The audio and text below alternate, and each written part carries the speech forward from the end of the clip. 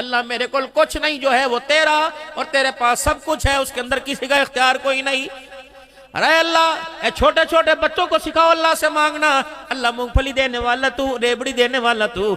अब्बा 10 रुपए नहीं देता, अल्लाह तू देता है। अम्मी रोटी पका के नहीं देती, अल्लाह तू देता है। ये मिजाज तो माओ को बनाना चाहिए था। काजी शुरे का जब निकाह हुआ, बीवी घूंघट डाल के बैठी हुई है। काजी शुरे ने आकर जब घूंघट उठाया, बीवी कहने लगी एक्सक्यूज मी, आपकी हूँ, कच्ची खा पक्की खा, लेकिन थोड़ी सी आपस में कमिटमेंट हो जाए, आपस के अंदर बात हो जाए। आज पहला दिन है, तेरे घर में आए, मेरे बाप ने कान में नसीहत की थी, डोली में जा रही है जनाजे से निकलना। जनाजा तो उसी वक्त तेरे घर से निकलेगा जब तेरे घर के कवायद और ज़वाबित पर पूरा उतरूंगी, तुझे राजी करूंगी। बता आज के बाद मेरे पे क्या जिम्मेदारी। माँ बाप के घर थी, खुले खा ले नंगे नहा ले, न खाया न पिया न सोया।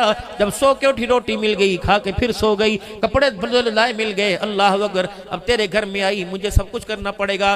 बता बता बता मेरे पर तेरी जिम्मेदारी क्या है, आपके खाने के औकात क्या है। काजी शुरे उसका मुंह देखे भी तो पहली रात है। फिर दूसरी बात ये बता, आप कपड़े हफ्ते में कितनी मरतबा बदलते हो। तीसरी बात ये, आपकी खिदमत करनी पड़ेगी। रोटी पानी चूल्हा तेरा कि तेरे माँ बाप का, कितना अफराद है गिन के बना दे ताकि किसी की शिकायत ना हो। मुझे ये बता, रोटी अपनी मर्जी से पकाऊं या तेरी मर्जी से। काजी साहब उसका मुंह देख रहे। काजी शुरे को कहने लगे जी फिर मेरी भी थोड़ी सुन लो।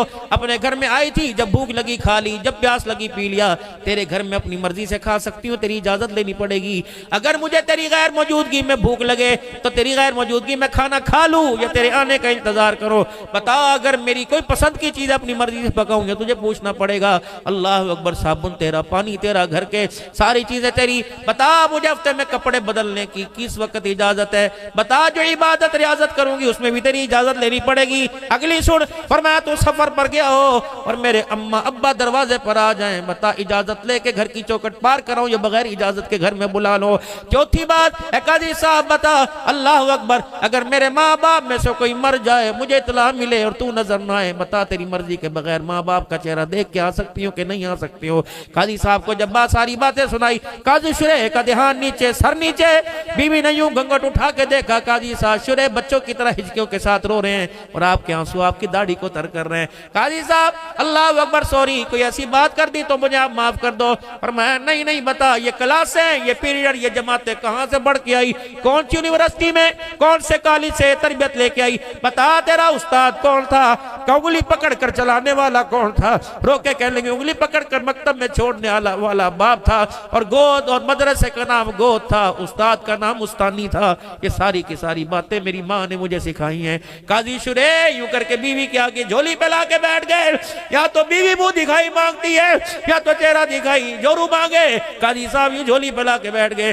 फिर मैं अल्लाह अकबर, तुझे हाथ बात में लगाऊंगा जिस माँ ने तुझे ऐसा बेहतरीन शागिर्द बनाया। बता सुबह उस वक्त सुबह किस वक्त उस माँ के मुझे चेहरे का दीदार कराएगी जिसने अल्लाह अकबर तेरी जैसी औरत को भेज कर मेरे अंधेरे घर को जन्नत बना दिया।